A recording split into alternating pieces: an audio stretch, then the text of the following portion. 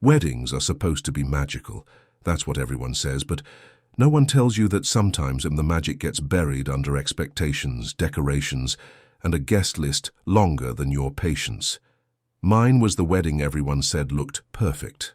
The kind that trends online, the kind that gets featured in bridal blogs.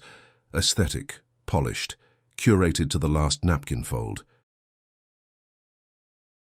But what no one knew, and what even I didn't know until it was too late, was that something quiet and precious was about to get trampled, not by words, but by the silence around them.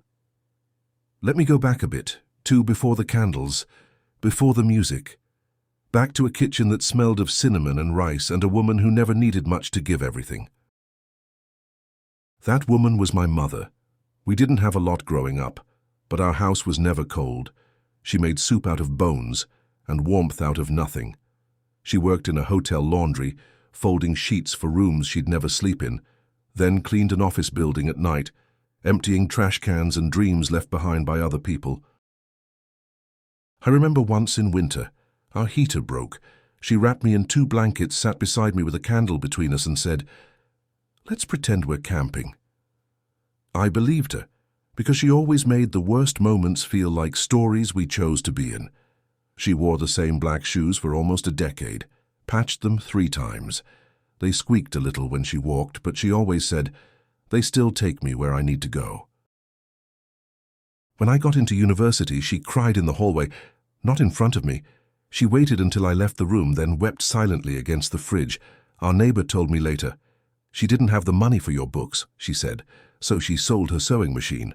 I didn't know, I didn't ask, I was too busy being proud of myself. Fast forward a few years, I met someone. He was kind, ambitious, from a world with polished wood floors and quiet, expensive watches. His family owned restaurants. They went to Europe every summer. They gave experiences instead of gifts. They were lovely people. But we had nothing in common. Still, we made it work. Love, after all, is about building bridges, right? When we got engaged, the planning began, or more accurately, the performance began. Every decision felt like a brand. What kind of flowers says tasteful but not boring? What color scheme means elegant but still personal? What music makes you cry just the right amount? And in that whirlwind, I forgot something. Someone. My mother. She never asked about the wedding details, never pushed, just said, "Tell me what to wear and where to sit." I asked if she wanted a new dress. She shook her head and said, "I have something special, I'll wear that." I didn't ask what it was. I should have. The night before the wedding, she called, said she'd bring her own hairpins, didn't want to bother the stylist. I was half asleep when she said it. I barely replied. Then came the wedding day. I remember the scent of roses, the rustle of tulle, my makeup artist spraying something on my cheekbones and saying, "There, now you glow." But I didn't. Not really. The venue filled. Rows of guests, perfect lighting, champagne trays floating like ghosts through the room. Then I saw her, my mother, standing near the back, alone, in that dress. Blue, faded, familiar. It hit me like a forgotten song. It was the same dress she wore to my high school graduation. I remembered the way it moved when she ran to hug me after I got my diploma. I remembered how she spilled coffee on the sleeve the week before and patched it by hand. I remembered telling her, "Mom, that dress is a kind of old-fashioned," and now here she was wearing it again. She had ironed it perfectly, added a little brooch, wore it with shoes I knew she had kept for important days. She looked nervous, but proud. I smiled, but inside I felt something else. Then the whispers began. One of my cousins leaned toward her date and said, "Is that the same dress she wore like 10 years ago?" Another, "I guess vintage is back."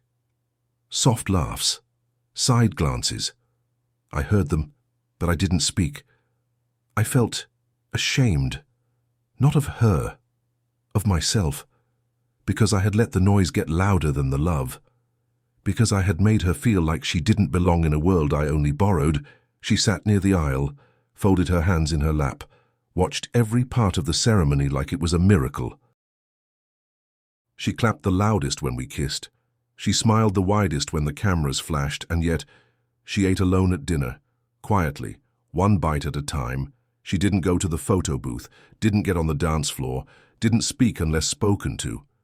Later, I heard someone say, "She's sweet, but a bit awkward, no?" And I said nothing. Then came the vows. And what happened next? Well, that's a story for another time. The music faded. Everyone turned to face the altar. The lights dimmed slightly. A hush spread across the room like a blanket. It was time for the vows. I had written mine the week before. Short, sweet, safe. Nothing too emotional. I didn't want to cry in front of so many people. But before I could begin, my husband raised his hand slightly and said, "Can I go first?" The officiant nodded. He turned, not to me, but to the crowd, and he said, "I'd like to say something before my vows. Not just to my wife, but to someone else in this room." People looked around, curious, confused, and then he pointed to the woman in the blue dress. The air changed. It was like time stopped. Eyes shifted toward the end of the aisle, toward my mother. She looked startled, her hands clenched around her napkin. She didn't know what to do. And then he began. "She's not the loudest person here. She's not wearing anything from a magazine. She doesn't carry a designer bag or talk about vacations, but she is the reason this day exists." Murmurs faded. Forks stopped clinking. Even the photographers lowered their cameras. He continued. "I've had the honor of knowing her not just as my mother-in-law, but as a quiet force behind the woman I love. She gave her strength when she had none left for herself. She gave her patience when the world rushed her. She gave her hope when there was no reason to believe." He paused, looked straight at her. "Looked. I know you wore that dress to her graduation. She told me about it. How you patched it the night before, how you held her hand so tight she couldn't feel nervous. That's the day she decided to chase her future." He looked back at me. "And today she's chasing another one, with me, but I know none of this would be possible without you." My mother's eyes filled. She didn't move, didn't smile, just sat there, still, like she was holding her breath. He continued. "Some people measure wealth by what's in their wallets, but I've learned that real wealth is in what you give away. You gave away everything, time, money, comfort, just so your daughter could stand here today, and I want everyone to know that I see you. I honor you, and I promise to love your daughter the way you taught her to love." Silence. No one moved. No one dared to. And then one clap from the back. Then another, and suddenly the whole room was standing. People applauded, some wiped their eyes, some looked away, ashamed. But all I could see was her, my mother, still in that blue dress, still small in her seat, but somehow bigger than anyone else in the room. The rest of the ceremony felt like a blur. I said my vows, he said his. We exchanged rings, kissed, laughed, but I couldn't stop looking at her. She didn't need a new dress. She didn't need a front row seat. She didn't need validation. But that moment gave her something else, something deeper. Recognition, dignity, and maybe healing. At the reception, something changed.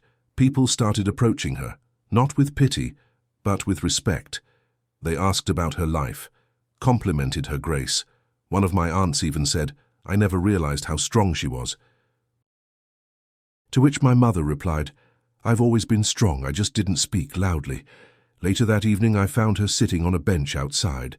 The lights from the hall flickered behind her. She had taken off her shoes, was massaging her feet. I sat beside her, silent for a while, then I said, "Did that feel strange?" She smiled. "No, it felt right." I looked at her. "I'm sorry," I said. "For what?" she asked. "For not standing up, for not telling them to stop, for not seeing you sooner." She turned toward me. Her eyes were soft, tired, but full.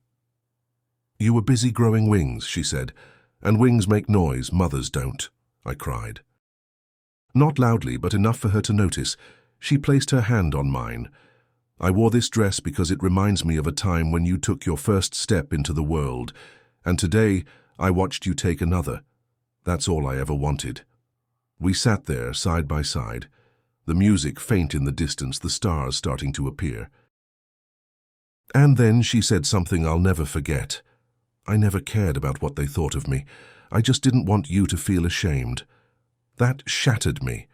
I had spent years trying to impress people who barely remembered my name, and here was this woman who gave me her youth, her energy, her life, asking me not to feel ashamed of her. That night, after she left, I took her shoes with me. She had forgotten them under the bench. I brought them home, put them in my closet, next to the heels I had worn that day. Hers were simple, worn, soft at the heel, but they told a story, and every now and then, when the world gets too loud, I open that closet and remember. It was never about the dress or the shoes or the silence. It was always about the woman who walked through fire quietly, so I could walk down the aisle in peace.